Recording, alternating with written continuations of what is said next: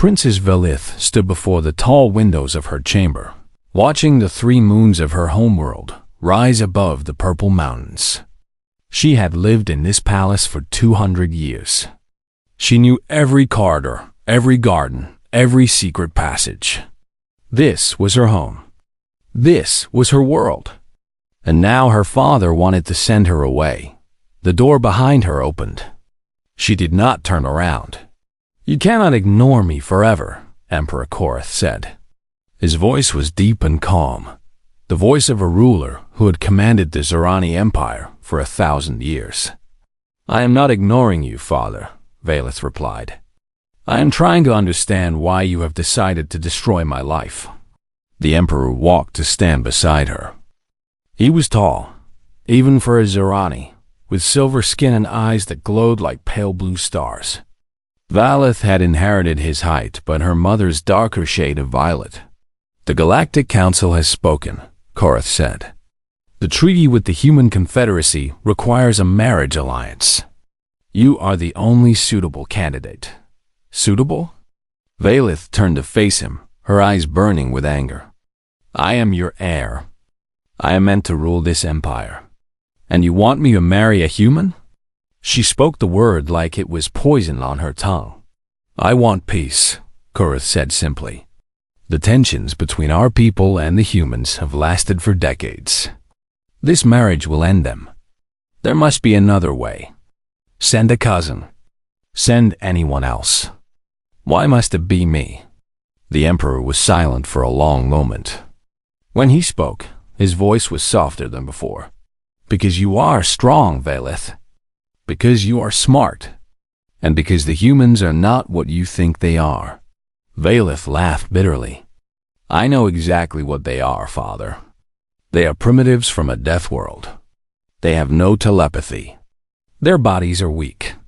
They live for less than a century. They fight among themselves like animals. The galaxy looks at them with pity and fear in equal measure. And yet they have survived everything the galaxy has thrown at them," Korath said. "They defeated the Kreth when everyone believed they would be destroyed. They built an interstellar civilization in less than 300 years. The Council fears them, Velith. Not because of their weapons, because of something else. Something they cannot name or understand." "Superstition," Velith said dismissively. "Perhaps. Or perhaps wisdom." The emperor placed a hand on her shoulder. "Meet him at least. The human they have chosen for you. His name is Daniel Carter. He's an ambassador, not a warrior. They say he is intelligent and kind. Give him a chance before you judge him." Velith wanted to refuse. She wanted to scream and throw things and demand her freedom. But she was a princess of the Zorani Empire. She had been trained since birth to put duty before desire. "One meeting," she said through clenched teeth. "If he is as pathetic as I expect, I will find a way to end this arrangement." Korath nodded slowly. "That is all I ask." 3 days later, Velith stood in the reception hall of the palace, surrounded by her handmaidens and advisors. She wore her finest robes of black and silver. Her jewelry sparkled with gems from a dozen conquered worlds. She wanted the human to see exactly what kind of being he was attempting to marry. She wanted him to feel small. The great doors opened, and a group of humans walked in. Velith had seen humans before, but only in recordings and distant observations. Seeing them in person was strange. They were so small compared to Zorani, so fragile-looking. Their skin came in various shades of brown and pink. Their eyes held no glow. They walked without the grace of elder species, and yet they walked without fear. The human at the front of the group stepped forward. He was average height for his species, with short dark hair and brown eyes. He wore a simple dark suit with no decorations or medals. He did not look like a warrior or a conqueror. He looked like someone you might pass on the street without noticing. This was Daniel Carter. He stopped a respectful distance from Velith and bowed deeply. When he rose, he smiled warmly. "Princess Violet," he said. His voice was calm and pleasant. "Thank you for agreeing to meet with me.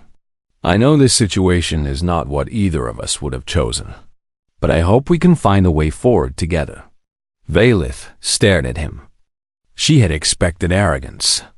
She had expected a human who would boast about his species or try to intimidate her with tales of human violence. Instead, she found only quiet politeness that it irritated her more than aggression would have.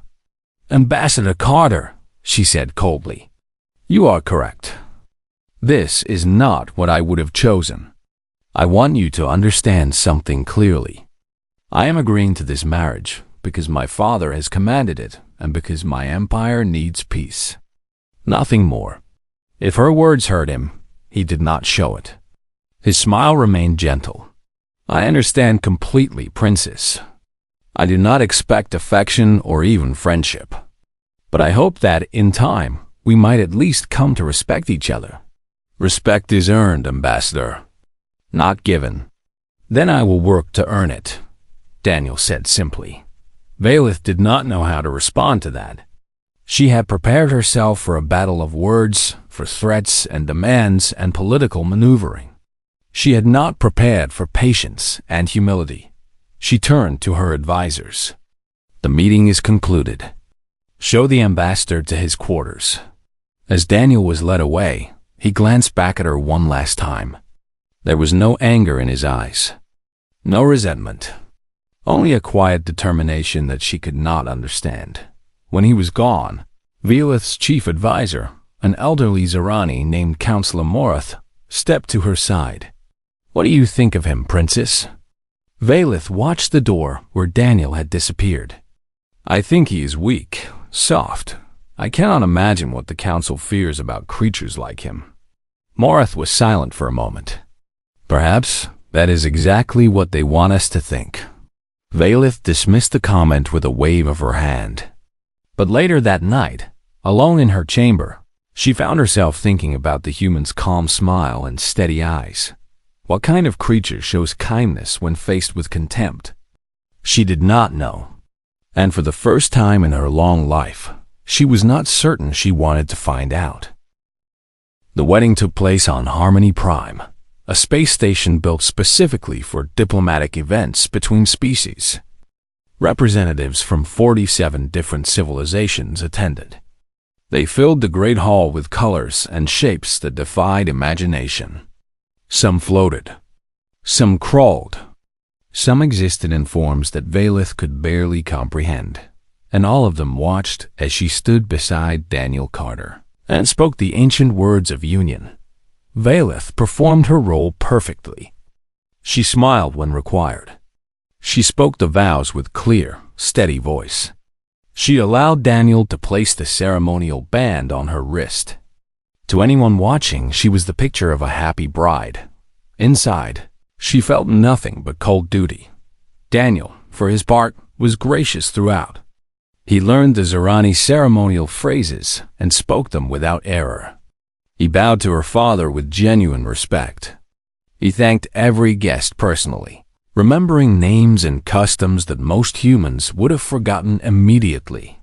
After the ceremony, they boarded the diplomatic vessel that would be their home for the next several months. The ship was called the Horizon's Edge, a joint venture crewed by both Zerani and human officers. It would travel between worlds, allowing the newlywed couple to present themselves to various governments and strengthen the new alliance. Valeth retreated to her private quarters immediately. She had no intention of spending more time with her husband than absolutely necessary. Days passed. Then weeks. Valeth kept to her routines. She trained with her guards in the morning. She studied reports and attended meetings in the afternoon. She dined with her handmaidens in the evening. She saw Daniel only at official functions, where they stood side by side and pretended to be partners. But she could not avoid noticing things about him. She noticed that he woke early every morning and exercised in the ship's training room. Not with weapons, but with strange human movements he called running and lifting weights. She noticed that he spent hours learning the Zorani language, practicing with crew members who were willing to teach him. She noticed that everyone seemed to like him. This bothered her more than she wanted to admit. One evening, Valith was walking through the lower corridors when she heard raised voices. She paused near a doorway and listened. "You stupid, careless human," a voice snarled. She recognized it as Lieutenant Korvax, one of the Zorani officers. "You nearly caused a system failure. Is this the quality of personnel your species produces?" "I am sorry, Lieutenant." A smaller voice. Young, female, human. "The control panel interface is different from what I trained on. I will learn it properly. I promise." "Your promises mean nothing. You should be removed from duty." Valith was about to walk away when she heard a third voice, Lieutenant Korvax. Daniel's voice was calm but firm. "May I have a word?" There was a pause. Then Korvax spoke with forced politeness. "Of course, Ambassador Carter. I could not help but overhear." Ensign Miller made an error. That is true. But she also caught the error before any damage was done and reported it immediately. That shows integrity and quick thinking. She should not have made the mistake in the first place. "We all make mistakes, Lieutenant, especially when learning new systems. I have made plenty myself since boarding this ship. Perhaps instead of punishment, we could arrange additional training for the ensign. I would be happy to help coordinate it." Korvax was silent for a long moment. When he spoke again, his voice had lost some of its edge. "Very well, Ambassador. Additional training will be arranged." "Thank you, Lieutenant. I appreciate your understanding." Valith heard footsteps as Korvax walked away. She remained hidden, watching through the doorway. Daniel knelt down slightly to meet the eyes of the young ensign. Her name was Katie Miller. Valith remembered. A recent graduate. Barely 20 years old by human counting. "Are you all right?" Daniel asked gently. Katie nodded, though her eyes were wet. "Yes, sir. Thank you for helping me." "You do not need to thank me. You did the right thing by reporting your mistake. That takes courage. Lieutenant Korvax is strict, but he is also fair. Give him time. Show him what you can do. You will earn his respect. What if I make more mistakes?" Daniel smiled. "Then you will learn from them. That is how humans have always survived. We fail, we get up. We try again. Never be ashamed of falling, Katie. Only be ashamed of refusing to stand." Katie wiped her eyes and nodded. "Yes, sir. I will do my best. That is all anyone can ask." Daniel patted her shoulder and walked away. He did not see Valith watching from the shadows. That night, Valith could not sleep. She lay in her bed, staring at the ceiling, thinking about what she had witnessed. The Daniel Carter she had imagined would have defended his species with anger. He would have challenged Korvax to a fight or threatened him with political consequences. That was what powerful beings did. That was what Zorani nobles did. But Daniel had done something different. He had calmed the situation. He had protected the young ensign without humiliating the lieutenant. He had turned a conflict into a teaching moment, and he had done it with such ease, such natural grace. Valith had spent 200 years learning the art of command. She had studied tactics and politics and the psychology of leadership. And yet she was not sure she could have handled that situation as well as. Daniel had thought the thought disturbed her. She rose from her bed and walked to the window. The stars streaked past as the ship traveled through space. Somewhere out there was Earth, the strange death world that had produced Daniel Carter and his kind. What else did she not know about humans? What else had she been wrong about? She did not have answers. But for the first time since this arrangement began, she found herself wanting to learn more. Perhaps her husband was not as simple as she believed. Perhaps he was something far more complicated. And perhaps, just perhaps, that was not entirely a bad thing. The attack came without warning. Valith was in the observation deck when the first explosion shook the ship. Alarm screamed. Emergency lights bathed everything in red. She grabbed the railing as the deck tilted beneath her feet. All hands, battle stations. The captain's voice crackled over the speakers. We are under attack by Vexery raiders. Multiple boarding parties detected. All personnel, arm yourselves and prepare to repel boarders. The Vexery Syndicate. Valith knew them well. Pirates and criminals who operated in the lawless regions of space. They hated the peace treaty. They wanted war between the Zerani and humans because war meant profit. She drew the ceremonial blade. She always carried and ran toward her quarters. She needed to reach her guards. She needed to organize a defense. She never made it. A second explosion tore through the corridor ahead of her. The ceiling collapsed. Fire and smoke filled the passage. Valith was thrown backward, her ears ringing, her vision blurred. When she recovered, she found herself trapped in a damaged section of the ship. The way forward was blocked by debris. The way back led to compromised hull sections. She was alone. No, not alone. Princess Valith. She turned to see Daniel running toward her through the smoke. Behind him came Katie Miller, 2 Zerani engineers, and a wounded soldier named Torath, who was limping badly. Ambassador, Valith said. What are you doing here? Looking for you. Daniel reached her side, breathing hard. The main corridors are overrun. We need to find another way to the escape pods. Valith looked at the small group. An injured soldier. A frightened ensign. 2 engineers who had probably never held a weapon in their lives. And 1 human ambassador with no armor and no weapons. This was not a fighting force. This was a collection of survivors. Follow me, she said. There is a maintenance tunnel that leads to the secondary pod bay. It will be tight, but we can make it. They moved through the damaged ship as quickly as they could. Torath leaned on one of the engineers for support. His leg was bleeding badly, leaving a trail of violet blood on the deck. We need to stop the bleeding, Daniel said. He tore a strip from his own shirt and knelt beside the Zerani soldier. Hold still. This will hurt, but it will slow the blood loss. Torath grimaced, but did not cry out as Daniel wrapped the makeshift bandage tight around his wound. Valith watched with surprise. She had not expected a diplomat to know field medicine. Where did you learn that? She asked. My father was a military medic, Daniel said without looking up. He taught me some things. Not much, but enough.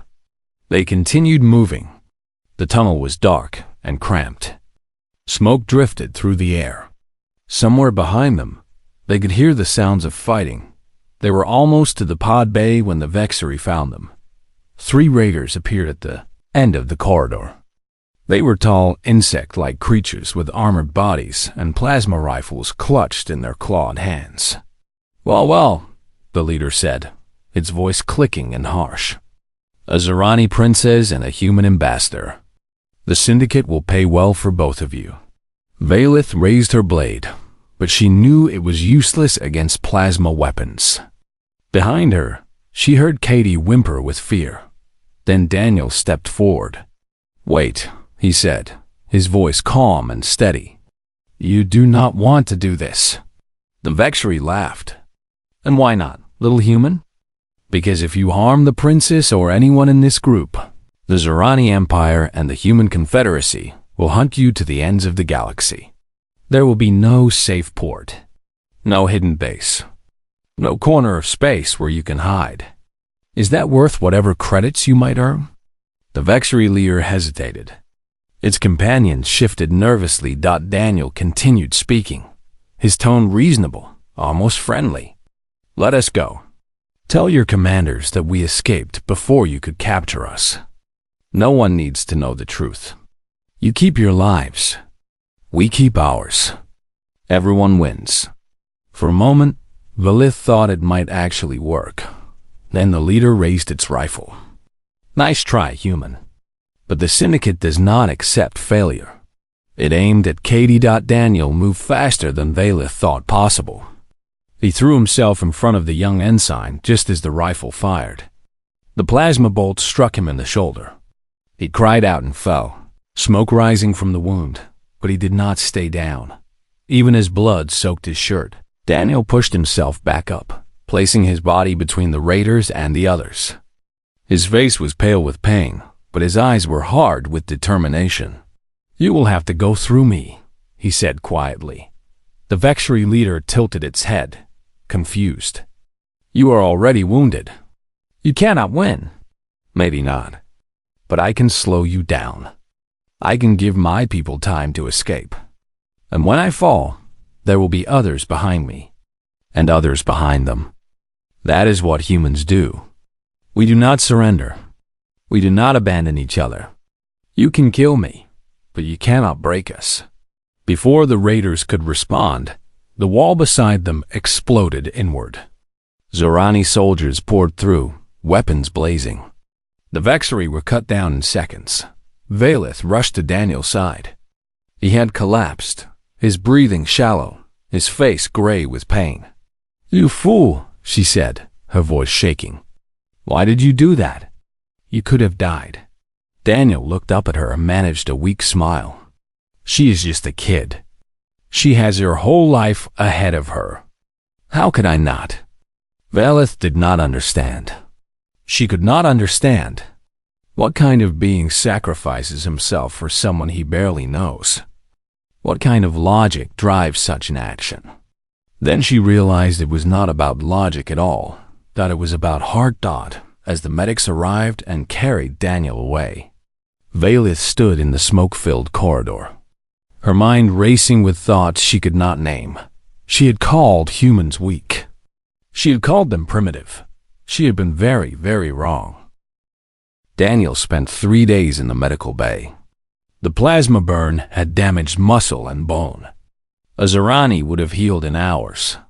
A human body was slower, more fragile, and yet he refused to stop working. Valeth visited him on the second day and found him sitting up in bed, reading reports on a tablet. "You should be resting," she said from the doorway. Daniel looked up and smiled. "I tried. It was boring. Besides, I wanted to make sure everyone was all right after the attack." "Everyone is fine. Thanks to you." He shook his head. "Thanks to the soldiers who rescued us. I just bought some time." Valeth stepped into the room and sat in the chair beside his bed. She had thought about this moment for 2 days. She had prepared what she wanted to say. Now the words seemed inadequate. "You took a plasma bolt for Katie Miller," she said finally. "A girl you barely know. A subordinate with no political value.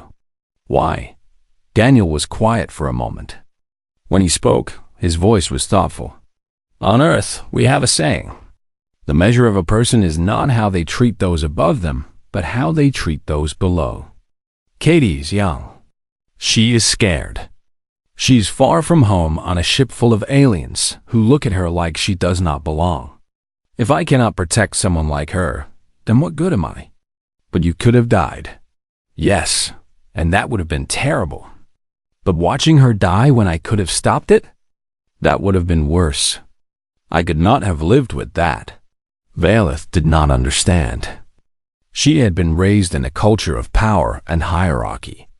The strong led. The weak followed. Personal sacrifice for a subordinate was not logical. It was not efficient. And yet, looking at Daniel's calm face, she knew he meant every word. After leaving the medical bay, Valeth went to her private terminal and began searching the galactic archives. She needed to understand. She needed to know the truth about humanity. What she found shocked her. She read about the Kreth War. 200 years ago, the Kreth Empire had discovered Earth and decided to claim it. They expected an easy conquest. A primitive species on a single planet. What resistance could they offer? The humans resisted for 12 years. They lost their cities. They lost their infrastructure. They lost 3 billion lives. But they did not surrender. They fought with weapons made from scrap metal and stolen technology. They fought in the ruins of their civilization. They fought even when all hope seemed lost, and somehow, impossibly, they won. The Kreth Empire collapsed. Their military was shattered. Their government fell into chaos. The species that had dominated 100 worlds was broken by a single planet of primitives. But that was not the part that shocked Valeth. What shocked her was what happened next. The humans did not seek revenge. They did not hunt down the surviving Kreth. Instead, they sent aid, food, medicine, engineers to rebuild, teachers to educate. They turned their greatest enemies into their closest allies. The Kreth today were members of the Human Confederacy. They served on human ships. They called humans brother and sister. They had been shown a mercy they had never offered to anyone else. Valeth found record after record of similar events. The Navari Uprising, the Confederation Civil War, the Outer Rim Crisis. Again and again, humans fought with terrible ferocity when threatened. And again, they offered peace and forgiveness when the fighting ended. She found a quote from a Galactic Council member recorded decades ago. "We do not fear human weapons. We fear human hearts." A species that can hate with such intensity, yet love with equal passion, cannot be predicted or controlled. They are chaos wrapped in compassion. And that terrifies us. Valeth sat back in her chair, her mind spinning. She had spent 200 years believing she understood the galaxy. She had studied 1,000 species. She had learned their strengths and weaknesses, their cultures and customs, but she had never truly understood humans. She returned to the medical bay that evening. Daniel was still awake, still reading his reports. He looked up when she entered, and his face softened with warmth. "Princess. 2 visits in 1 day. I am honored." Valeth sat beside him. She was quiet for a long moment, gathering her thoughts. "I owe you an apology," she said finally. Daniel raised an eyebrow. "For what?" "For everything. For my coldness. For my arrogance. For judging you and your species without understanding you." She met his eyes. "I read about the Kreth War today. I read about what your people did, what they suffered, and what they chose to do afterward." Daniel's expression became serious. "That was a dark time. My grandfather fought in that war.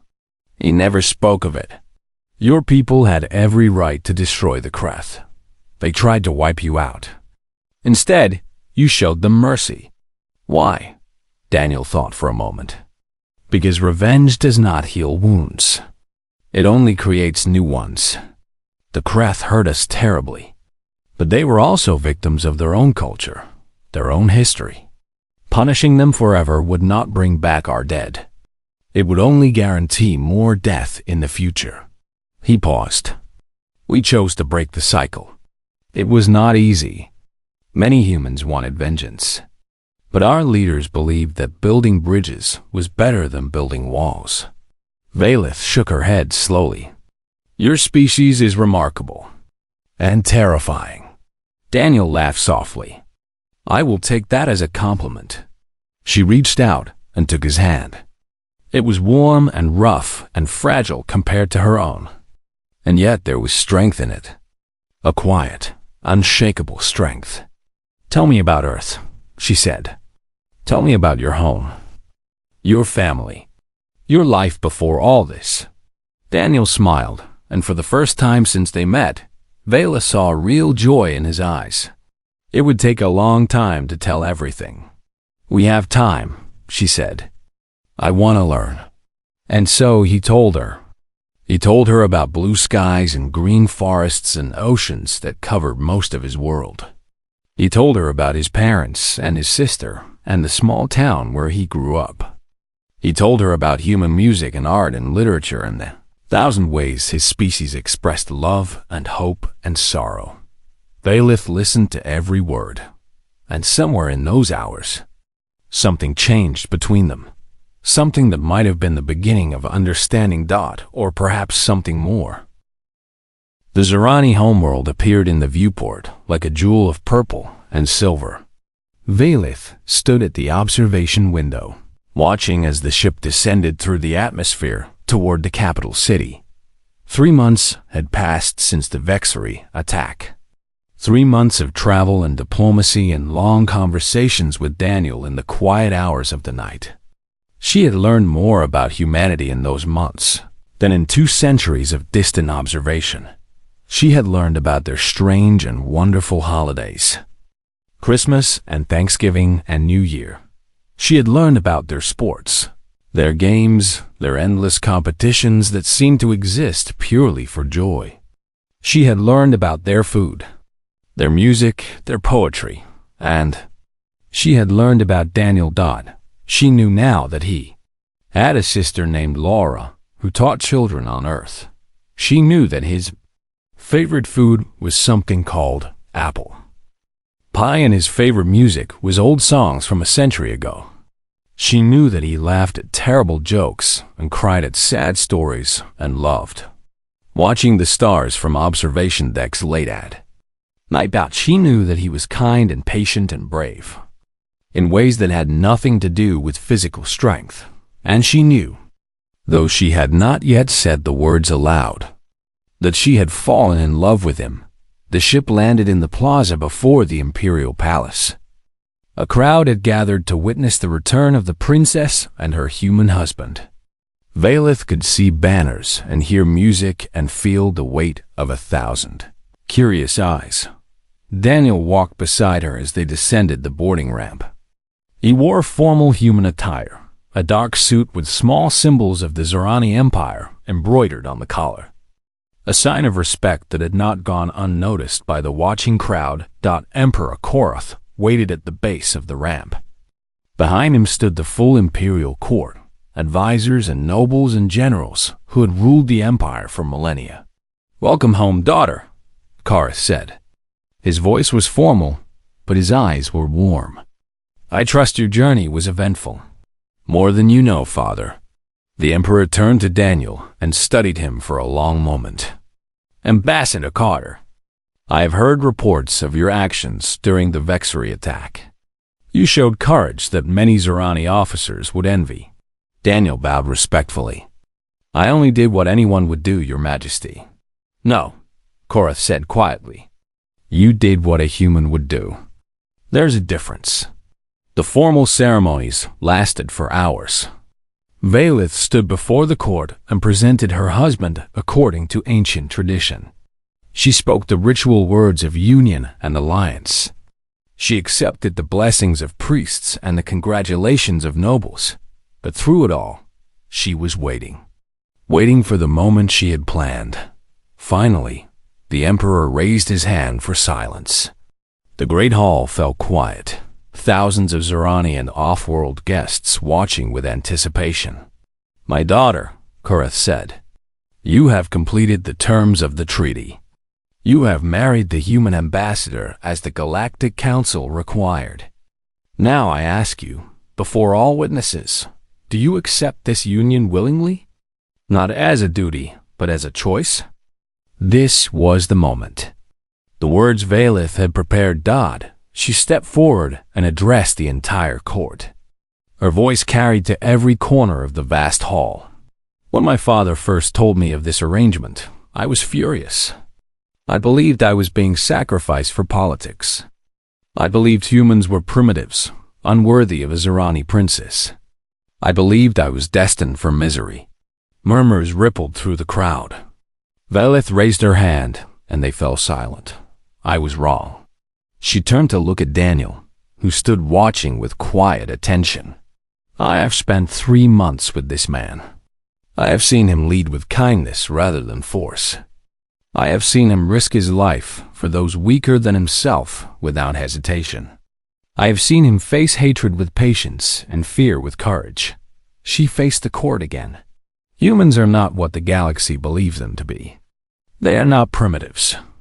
They are not simple creatures ruled by emotion. They are something far more remarkable. They carry within them the capacity for great destruction, but they choose compassion. They have been betrayed and wounded and nearly destroyed, but they choose forgiveness. They are fierce and gentle, stubborn and flexible, terrifying and beautiful. The hall was utterly silent. No one moved. No one breathed. "I accept this union," Valeth declared. "Not because the treaty demands it. Not because my father commands it. I accept it because Daniel Carter has earned my respect, my admiration, and my love. I am proud to stand beside him. I am proud to call him my husband. And I am proud to be the bridge between our peoples." The silence stretched for an endless moment. Then Emperor Korath rose from his throne. He looked at his daughter, and for the first time in centuries, Valith saw tears in his ancient eyes. "I arranged this marriage hoping you would discover what I already knew," he said. "That humanity's greatest strength is not their weapons or their technology. It is their heart. It seems you have learned this lesson well." He turned to the court and raised his voice. "Let it be known throughout the empire. This union is blessed. This alliance is true, and any who challenge it will answer to the throne." The crowd erupted in applause. Nobles who had whispered doubts bowed in respect. Generals who had called humans weak struck their chests in salute. The sound was deafening, overwhelming. Daniel reached out and took Valeth's hand. She looked at him and saw tears in his eyes as well. "Thank you," he said softly, "for giving me a chance." "Thank you," she replied, "for being worth it." That night they stood together on a balcony overlooking the capital. The 3 moons hung in the sky, bathing the city in silver light. Music and celebration echoed from the streets below. "What happens now?" Daniel asked. Valeth considered the question. "Now we build something new. A real partnership between our peoples. It will not be easy. There will be those who resist. Those who cling to old fears and old hatreds. And we will face them together." She smiled and leaned against his shoulder. "Yes, together." Somewhere across the galaxy, other species were watching. The Kreth remembered their own history with humanity and nodded in understanding. The Galactic Council debated what this union might mean for the balance of power. Younger civilizations wondered if perhaps they had underestimated the strange beings from Earth. Change was coming. Slow and steady and unstoppable. The age of fear was ending. The age of understanding was just beginning. And at the center of it all stood a Zorani princess and a human ambassador. 2 souls who had found each other against all odds. Valeth had once questioned her destiny. Now she understood it. Some destinies are not given. They are chosen, and she had chosen well.